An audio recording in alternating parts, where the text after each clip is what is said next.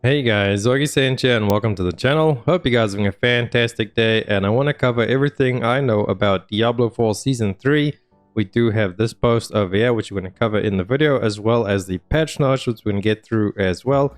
It is starting on the 23rd of January next week. I believe it's a Tuesday is when we actually get this and the new season. I also will be streaming the launch of the season over on my Twitch channel. We're trying to get to 1,000 followers. I'm going to do a 24-hour stream there with some Lost Ark stuff once we actually do get to 1k followers. So make sure to come on by on the Twitch, check out the season start and Diablo, and then some Lost Ark stuff as well on the side there. Once we get through the season start, we'll see how hard we push on day one, but we'll definitely be streaming it as soon as the season goes live. So come on by, I'd love to see you guys all over there. But without further ado, let's hop into this. Unearth a looming threat in the season of the Construct. Unearth Zoltan Kuhl's legacy in a new questline. Alright, so it's a new questline nobody's going to really care about. We're just going to do it to unlock the season. Battle side by side with your Seneschal companion. So we will be getting a little spider scorpion bot thing that can actually then put runes and stuff into it. As you can see there, we get runes. I don't actually show you anything there, but basically you put like a main rune in there. So it's like a skill like Impale, for example. And then these three will be like the what do you call it, utility runes would actually make and change that one, make it better. That one there is like protect, tactical support. Okay, so like an example is they put a lightning one in there and then they made it like chain and do more hits and stun, so you can have like lightning jumping all over enemies and stunning them and chaining them. So pretty much think Path of Exile support gems. It's literally just a skill. So these are two new skills that you can then apply to this little companion. And then those two skills can have 3 support skills, like buffing them and doing different things to them. So it will be a little bit interesting, as it does seem to be quite a few over there. So I'd love to get into this and break this down once we actually get into the season. There's a lot more information on this, but that's all we're going to cover for now. Just the basics as they covered there: governing stones, tuning stone abilities. So there is all the abilities if you would like to read through it. We're not going to read through it now, as we don't want to have like a half-an-hour video on this one. So it's a quick little insight into the season. We will make a more breakdown one once we actually get into the season and try these out. Scholars, alright, what else we got? Test yourself in the deadly new dungeons, the vaults. So these will be new little dungeons filled with traps and all kinds of stuff to actually go through. And then once you get to the end, you've got the stack from Zoltan, some Zoltan cool buff or whatever. And if you get hit by too many traps, you'll actually lose the buff and you won't be able to open the big chest at the end. You'll still be able to open a chest, obviously, for completing it, so it's not a complete waste of time. But if you do manage to get through it and you dodge a couple of traps and you actually get to the end with your buff, you'll be able to open up a shiny chest that gives you some legendary loot. And these arcane tremors is like a new open world thing, kind of like a Helltide, where they pop up all over the world. I'm gonna assume we have to go there and stop them. And Helltide's also been changed in the season, where it's going to be up every 55 minutes and it's going to have like 5-minute downtime. It'll be up again, so it's pretty much going to be up every single hour. You don't have to wait anymore for Helltide. There should always be a rolling Helltide with like a 5-minute downtime. And then coming soon, we have the leaderboards arriving with the Gauntlet. The Gauntlet's going to be like a dungeon, a fixed dungeon. It's going to be exactly the same dungeon, exactly the same layout for every single person in the week when it does come out, because every week it's going to be like a new Gauntlet. And this is the way that they're going to introduce leaderboards.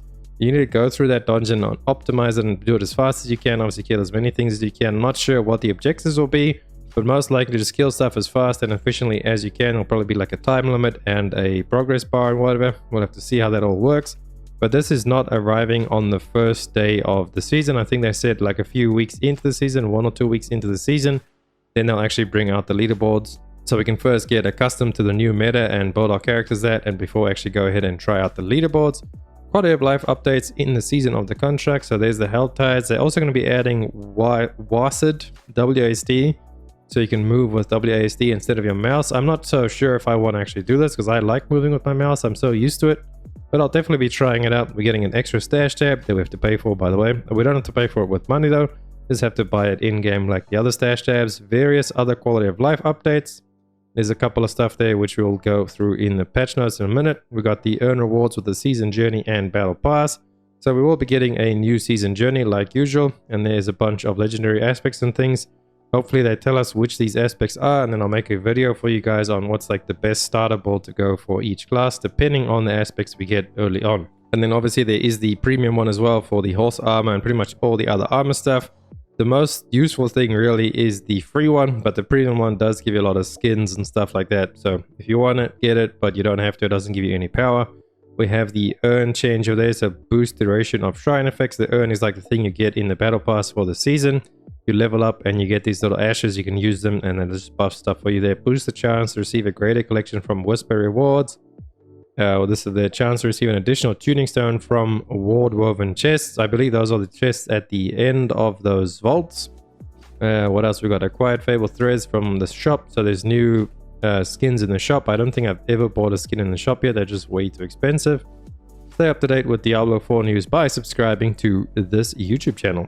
Alright, so moving on to the patch notes. We're just going to skim through these as I don't want to be like a massively long video. We will have another video breaking down everything. But for right now, we're just going to skim through. I will have this linked in the description if you guys want to go through and read it at yourself. So, class updates. All classes, new items. We're getting new unique gloves. We're getting aspect of adaptability. So 2 unique aspects it seems of there. Well, 1 unique glove and then 2 aspects. A utility aspect, a defense aspect. Item updates to Ring of Starless Skies. Melted Hardest of League, which I still don't have. Overpower has pretty much been nerfed in half there. Or let's read it real quick. Overpower attacks now gain 1% damage, down from 2% per 1% of base life you have in Fortified. And the same there for your max and base life or whatever it is. So basically just from the 2% down to 1% on all of the bonuses. So that's a 50% nerf on Overpower.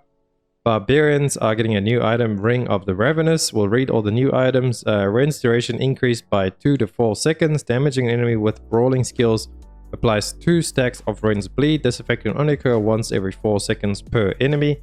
That'll be cool. Maybe they like make a cool bleed barbarian with Ren. I know Ren used to be very strong in Diablo 3. You'd have like a Woven Bard with Ren.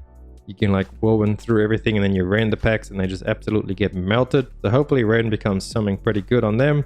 Charge is getting a massive buff. Leap's getting a smaller buff. Some passives are getting changed over here.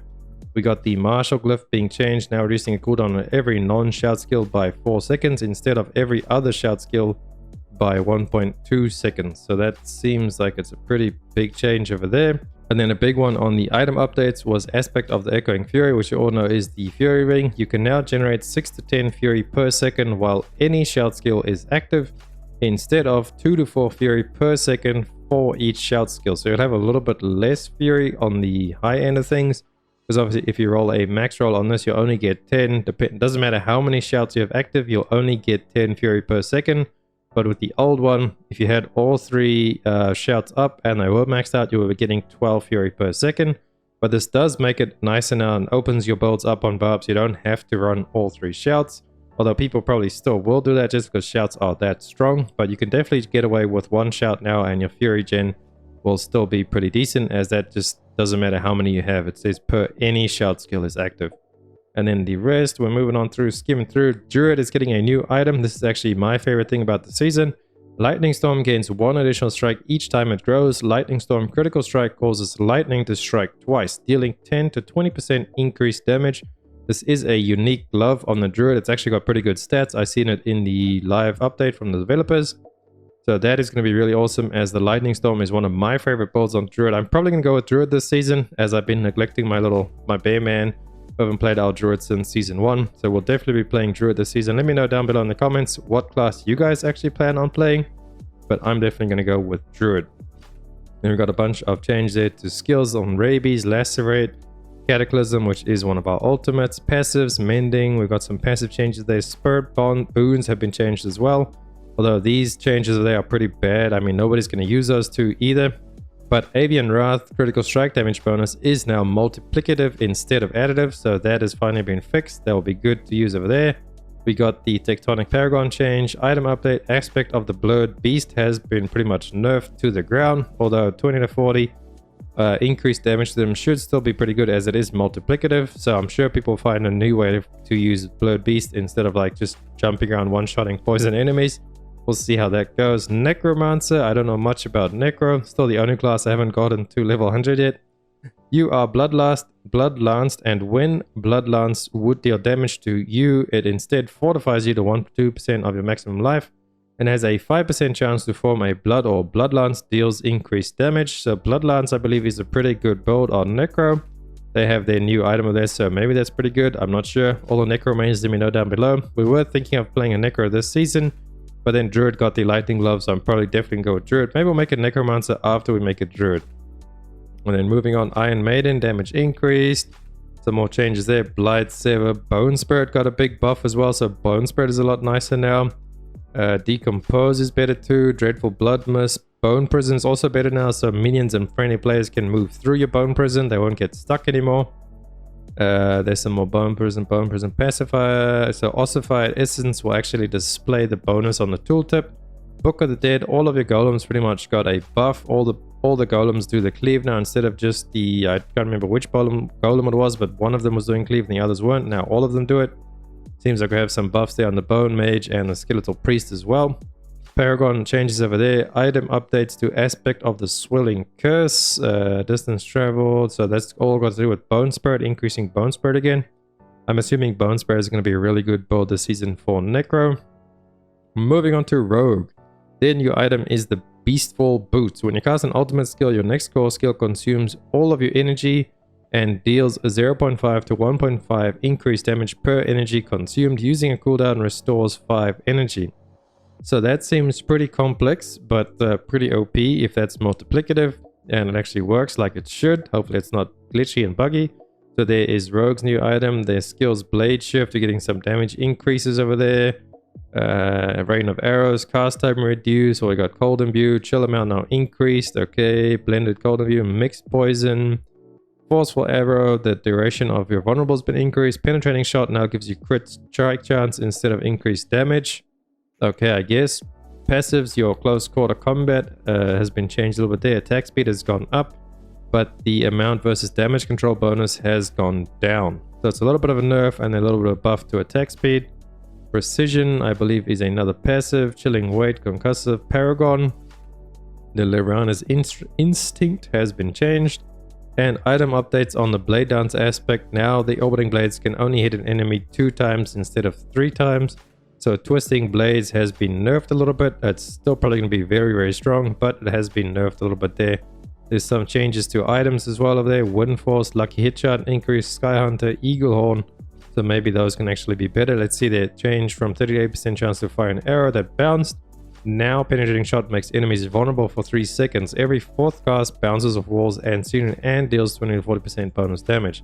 So Eagle Horn seems to be a lot better. Moving on to Sork, new items. Starfall Coronet. Meteor now has 2 charges and a 11 to 6 second charge cooldown instead of a mana cost, and drops 3 additional meteors around the target. Meteor's enchantment effects and enchant meteor drop 1 additional meteor. This could actually be very, very good. I'm sure there's going to be some crazy meteor build coming out this season, as there's a lot of synergies with that, especially when it doesn't use mana and has a cooldown. You can stack all the stuff that increase your damage, like Edge Masters, for example, with your mana increase. Sork has a passive that increases your damage the higher your mana is. So I think the meteor build is going to be pretty crazy on Sork. I'd love to see that. I would love to play them, but I think I'm going to go with my Druid over the Sork this season, just because I really like Lightning Storm on that. Shredding Blades over there, it seems to be a new aspect or a change. Skill Ball Lightning has actually been nerfed. Enchant Ball Lightning changed to have its attack rate increase with attack speed up to 25%. But this was actually uncapped last season, so Ball Lightning will be doing a lot less damage now. Blizzard, we've got some change there. Lightning Spear's change is nice. It now applies vulnerable for 3 strikes when it crits, which is really good for giving Sork another way to actually apply vulnerable. We've got some Paragon changes over there. Blah blah blah. Gameplay, endgame activity. Helltide, like I said before, will be available every 55.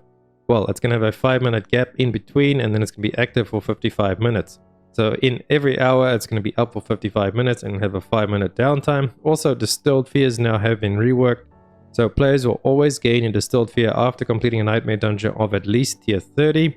And then every 10 tiers after 30 increases the chance to get an additional Distilled Fear. So when you're doing a Nightmare 40, you'll get 1 guaranteed, and you might get a second one. When you're doing a Nightmare 50, you'll still get 1 guaranteed, but you have a higher chance at getting a second one. And then completing the tiers of Nightmare 90 and beyond will always grant you 3 Distilled Fears. So 90 to 100 will always give you 3 fears. And these fear things are what you need to actually go and fight the beast on ice. The Purified Sigil reward for completing Nightmare Dungeon will now always grant Sigil 1 tier greater than the Nightmare Dungeon just completed. So whatever dungeon you do will always give you sigils higher, okay? Items, Scroll of Escape. So that is all for the The hardcore Andes, as a stack limit's been increased, will now populate last item, blah blah blah blah. Okay. Scatter prisms to drop when defeating an elite monster has been reduced. Scatter prisms can now be acquired from Legion event chests, so we're gonna go do some Legion stuff. Material cap has increased from 99 to 999. Treasure goblins, while Avarice, same loot potential as normally counts as treasure goblins. So treasure goblins that spawn from Avarice, the world boss, will have a increased drop chance because they'll be equal to like normal treasure goblins. World tier 3 and 4 world boss weekly caches can now drop unique items. Okay, cool. The increase the cap for item power on drops from world bosses has been adjusted. Previously you could get 100 to, you can get plus 100 to your minimum and plus 100 to your max.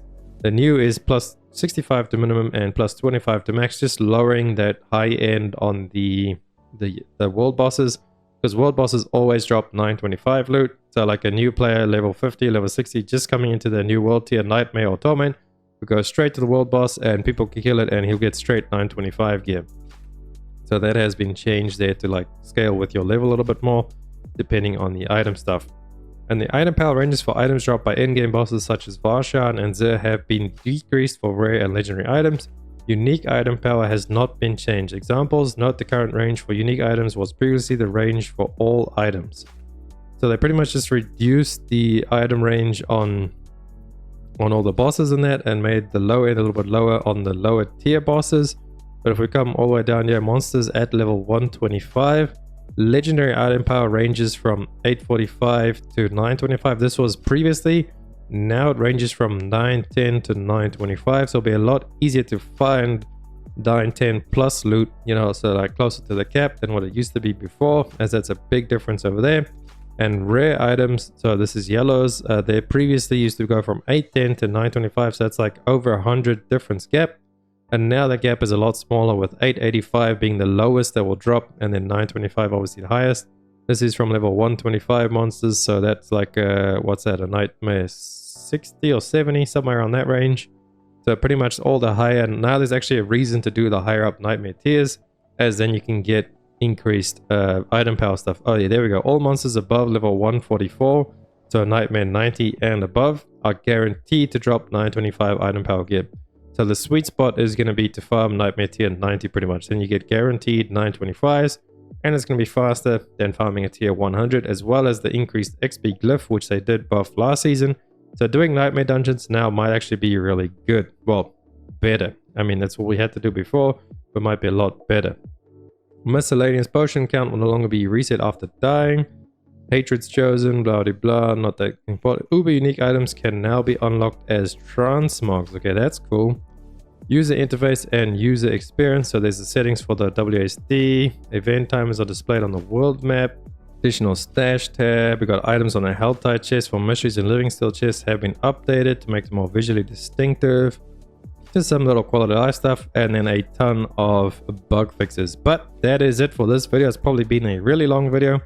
Hopefully you guys stuck with it, and if you did and you made it this far, please drop a like on the video, as well as come to the Twitch and follow me over there. I will be streaming day one when a new season starts next week, and we'll be going ham this season again, just at the beginning, trying to get some builds out for you guys, and then we'll see how it goes from there.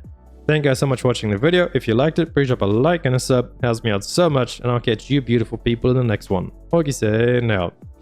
Run free and dive into the sky.